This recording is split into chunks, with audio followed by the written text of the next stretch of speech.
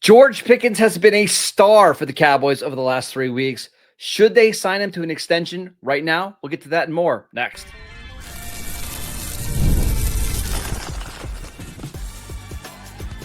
You are Locked On Cowboys, your daily Dallas Cowboys podcast. Part of the Locked On Podcast Network, your team every day. Welcome back to the Locked On Cowboys podcast, part of the Locked On Podcast Network, your team every day. We'd like to thank you for making us your first listen of the day. And today's episode is brought to you by FanDuel. Right now, new customers can bet just $5, and if your bet wins, you'll get $300 in bonus bets to use across the app. Welcome back. I am your host, Marcus Mosher. He is Landon McCool. He held it down the last couple of days while I was out at a wedding.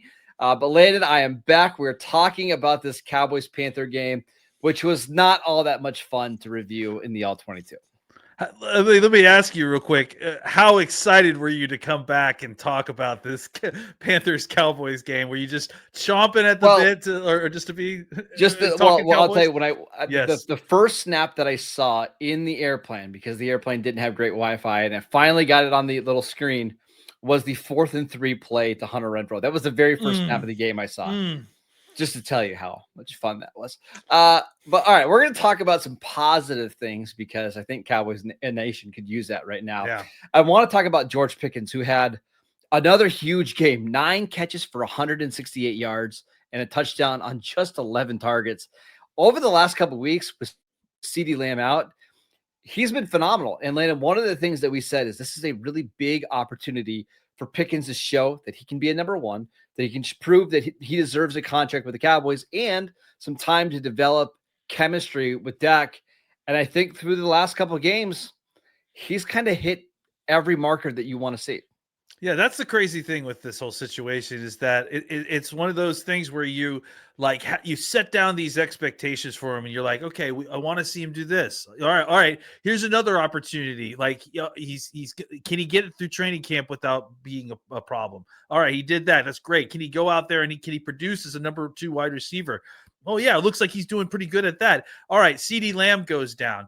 Can you now produce as a number 1 wide receiver? Can you keep it together with your mentality? Can you keep your emotions in check? And then also on top of that, produce as a number 1 wide receiver. And he clears that bar so crazily well that it was, what is it? Something like 300 plus yards in the last 2 games and 3 touchdowns or something. Like I got it. So the 3 games without CeeDee Lamb. Yeah. 359 yards on 26 targets. It's not like he's getting a ton of targets and he's being inefficient. I mean, he's everything you could ever hope that you would get when you traded for him. I mean, that's probably the most concise way to put it is that he's everything you hoped he would be. Like he's putting up numbers at a rate that is like a record breaking for the Cowboys, if I'm not mistaken. I think he had there was a stat I saw that he had a touchdown in each of the first 5 games or 6 touchdowns in 5 games. He's got the most touchdowns in the first, I think, 6 games of a Cowboy career. That's crazy. It's like, and so just producing at a level that you beyond what you could have hoped for has been able to kind of keep the demons at bay for the most part.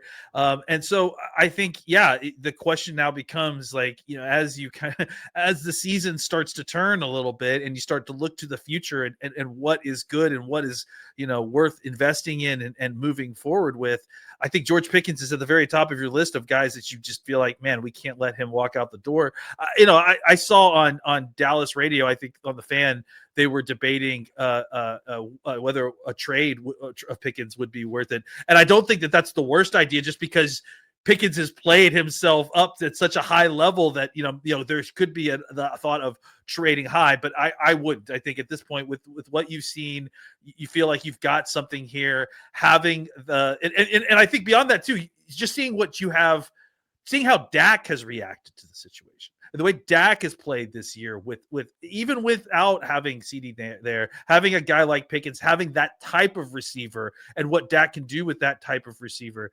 it makes it worth it to me. And he's kind of a rare, physical specimen. So to me, it feels like, you certainly could get some trade value out of him, but it makes much more sense to lock him up long-term, get your offense in a spot where you feel like, okay, for the rest of Dak's window, or what we perceive of the contract at least, you've got a legitimate receiving core that can play with the top 5 offenses in the NFL, and we'll work out the rest of the stuff around them. But that kind of would, lock in a pretty high end offense for the next few years. Yeah, and I think he's played so much better than I have anticipated. I mean, the talent's never really been an issue, but it's all the kind of the other stuff. And for the most part, that's been gone. I mean, he's still a wild player on every single snap, but sometimes that wildness is a good thing. And honestly, I think the Cowboys offense needs it.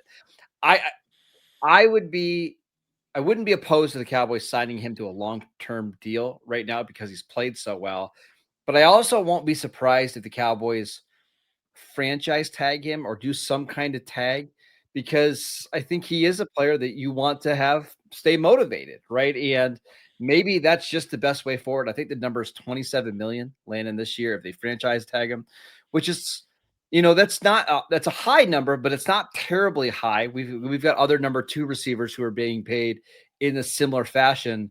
I'm just going to be really curious what they do. I'm open to the Cowboys exploring all possibilities here.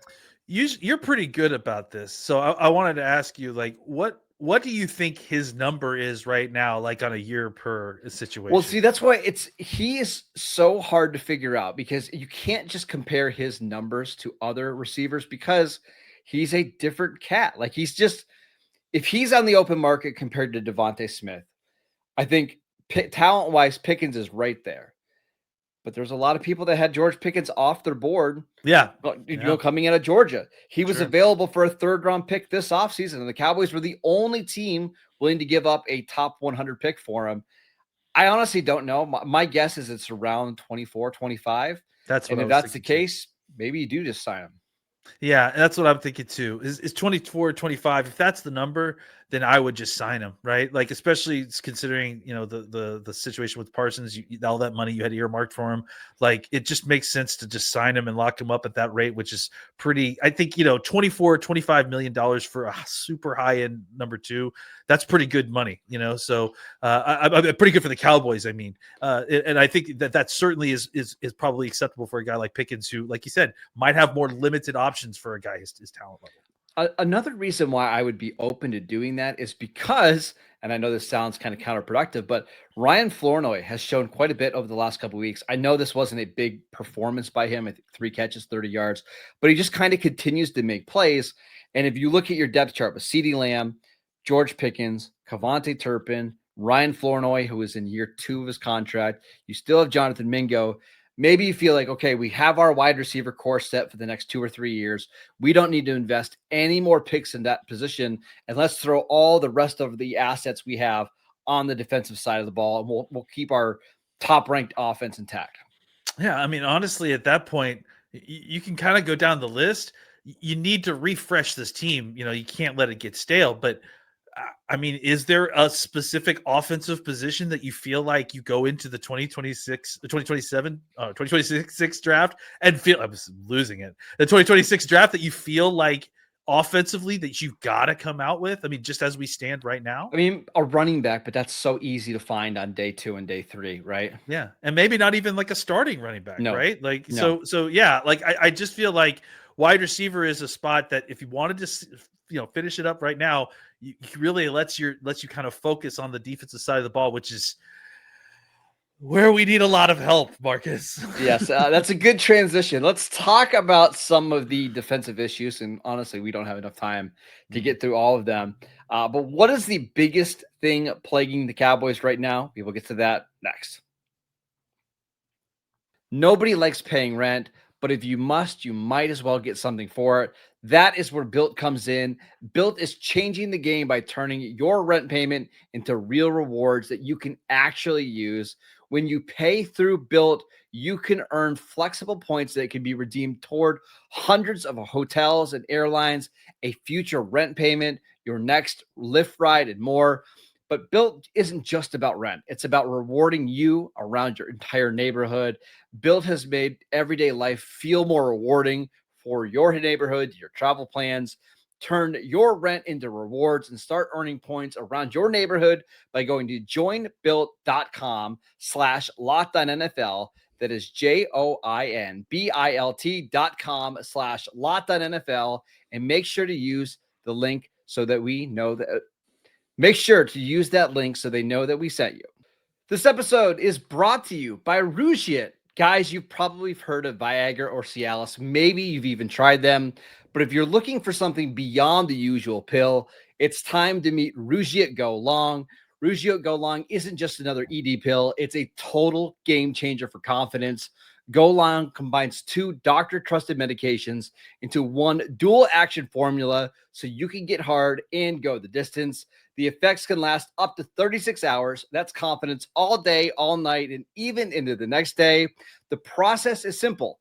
Connect with a board-certified doctor that's 100% online, and if prescribed, your treatment ships discreetly right to your door.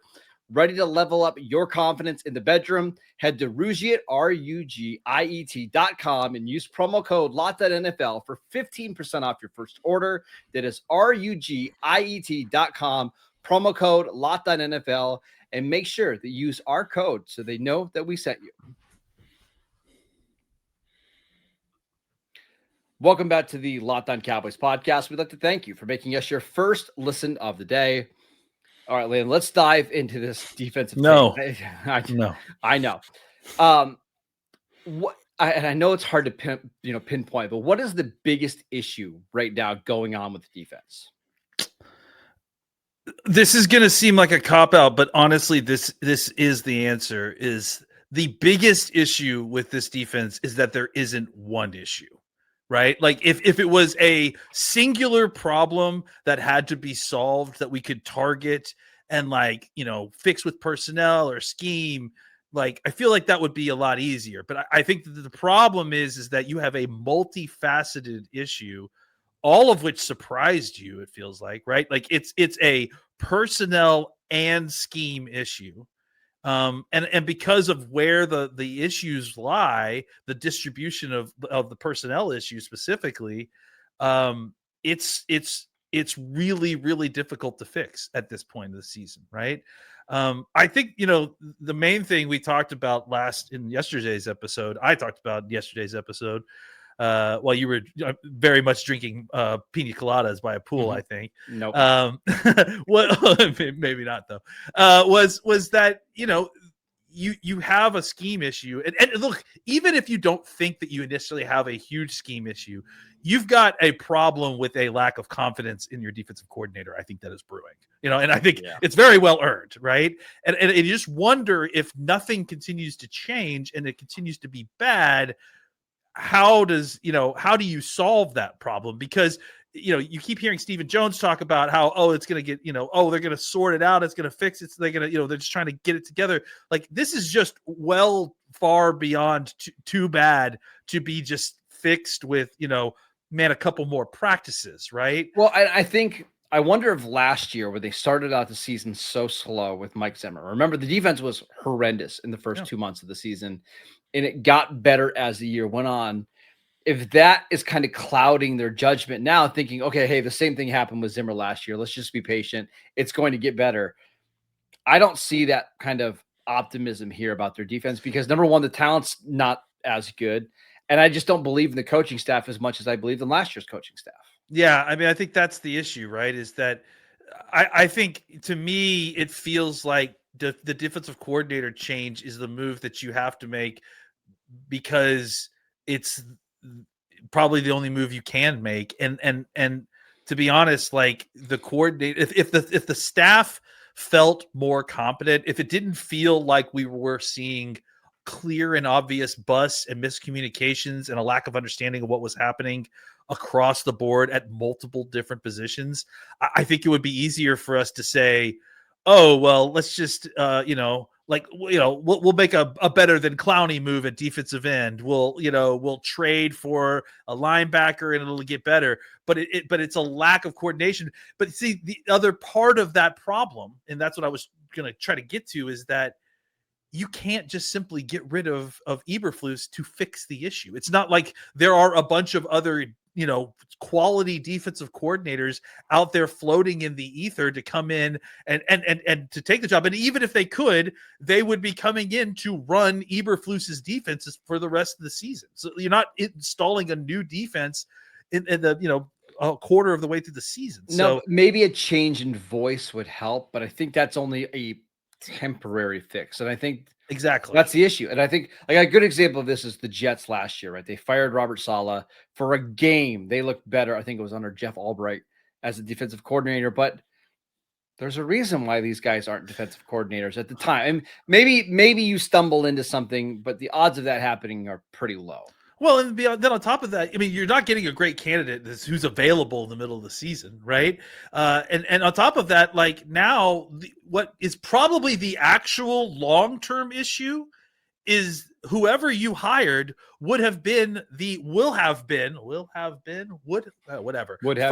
perfect tense, whatever that is, will have been the Cowboys fifth or sixth defensive coordinator in 4 or 5 years. Yeah. Like that's ultimately the issue, is that you keep turning over the spot. And since you went to Zimmer and kind of went back, you're flopping back and forth with, one gapping and two gapping systems and cover two systems and cover three majority systems. And it's just a lot to kind of go back and forth. So that's why it's tough to discuss, because it's like you kind of need to change everything. But changing everything constantly has also been part of the issue. So it's like you really feel like you're screwed if you do and you're screwed if you don't. One of the things that we talked about a month ago is if you come out of this Carolina and Jets stretch at 4-2, or in this case, they would have been 3-2-1, maybe you feel like, okay, hey, now we can go out and make a move to really improve the defense. But I think you and I both had the same takeaway after watching this tape is, okay, you could bring in one big name, and yeah, that's going to help, but it's not going to solve all your issues. You're really only as good as like your 2 or 3 worst players. And this is something that you and I were talking about pre-show is I think it's the same 3 spots that are messing up all the time. Yeah. And I just don't know how you improve those, all 3 spots in the middle of the season. I think I'm at the point now, I was thinking about this last night, is that the only move that I think I would be like approving of that I would feel good about or not have any, hesitation or is this the right decision, would be if they actually took a really big swing and actually brought in a young superstar type player. Like if they were able to go get a Myles Garrett or a one of these guys, which is not likely. No. Which is not likely. But my point being, like, that's the only thing that they could do that I would feel solid about, because I feel like they're kind of stuck in this middle ground of trying to solve for this year without screwing yourself up on the timeline long term with all these extra draft picks. It's frustrating because it just feels like they're so far away. And you watch this game, and like if you try to grade some of these guys that are positives, there's only a couple guys in defense that you even feel good about like a year from now. And that's a depressing spot to be at. Yeah. And I think there's a couple, I think specifically some of these second round defensive ends have been really up and down. And that was like supposed to be kind of the core of that group. Was that, these second round defensive ends that were developing into better players. And it feels like that's been a real hit or miss situation. One last thing before we move on. I won't be surprised if Stephen Jones and Jerry Jones, and I think you could hear it a little bit in Stephen Jones's voice during his Monday interview, if they go to Eberflus and tell him, hey, you got to play more man coverage, because they're paying 2 man coverage cornerbacks $20 million a year. And if Stephen Jones and Jerry Jones don't feel like they're getting their money's worth, that's when I wouldn't be surprised if you see a change in philosophy there.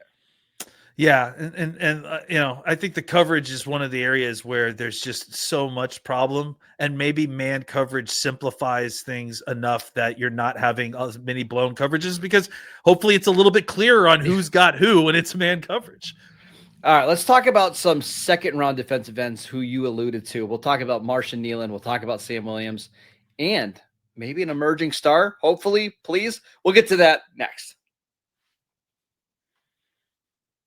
This episode is brought to you by FanDuel. The NFL season is here, and FanDuel has an offer that you don't want to miss. Right now, new customers can bet just $5 and get $300 in bonus bets if you win.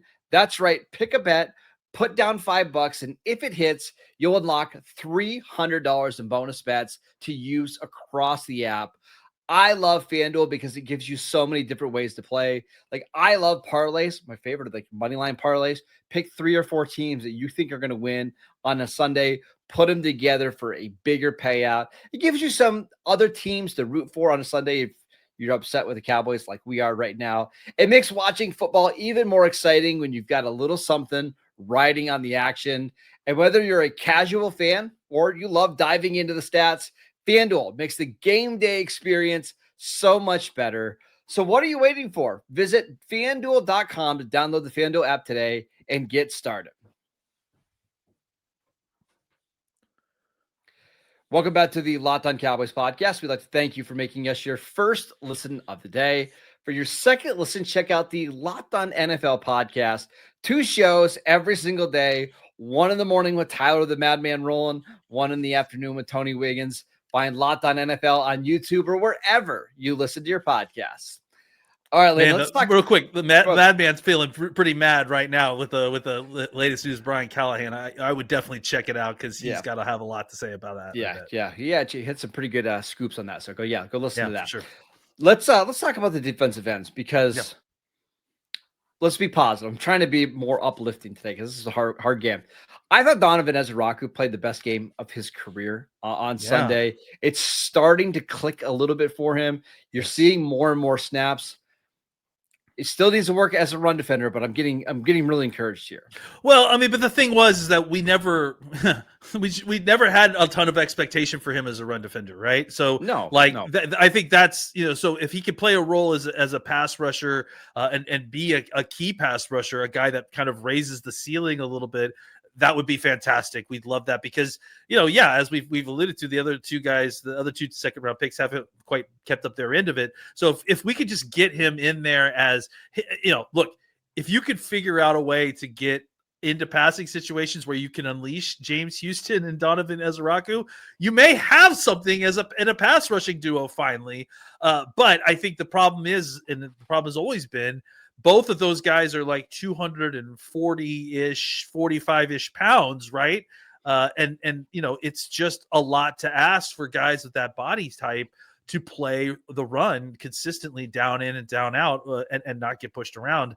I think the issue is going to be, and it's going to continue to be, finding guys who can, give you more run snaps, who can give you more snaps on first and second down specifically. And I think that's one thing we should talk about, right? Is that, like, I think one of the biggest reasons the Cowboys had problems against the Panthers specifically is that they just don't know what to do on neutral down sets, right? Like they don't have a good 2-way defensive ends. Like they all kind of specifically do one, either run or the pass, better than the other. And because they don't have like kind of a truly balanced set of defensive ends, on first and second down, teams are kind of just getting them, how they need them and popping big plays. You're just seeing it. And then you've got stuff like Marshawn Nealon getting blocked by your boy Tommy Trimble, like on one-on-one blocks.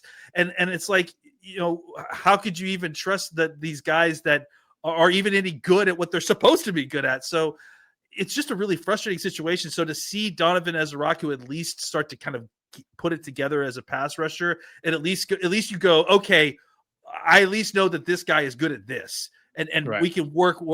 We got to try to figure out the rest of it, but at least this guy can rush the passer. And I think long term, you're starting to see, like, okay, Ezraku, obviously he's not going to be Micah Parsons, but he can be part of the solution to getting this pass rush back on track. I'm not so confident in Marshawn Nealon. I know that he was dealing with an ankle injury. He missed last week. I think the problem for Nealon is, we're a year and a half into his career, and he just kind of looks like a guy. I hate to just say that. There's been flashes, but it's more of just been, it doesn't look like somebody that was a second round pick. Well, I just don't think he doesn't look like he knows what he's doing necessarily on a play, or he's uncertain of what he's doing, because you're just not seeing the athleticism that that he has. He's a bigger guy, but he's a bigger guy with some athleticism. That's why he was, picked where he was, right? And I think that he's probably one of the biggest victims of this, lack of kind of structure with the coaching staff.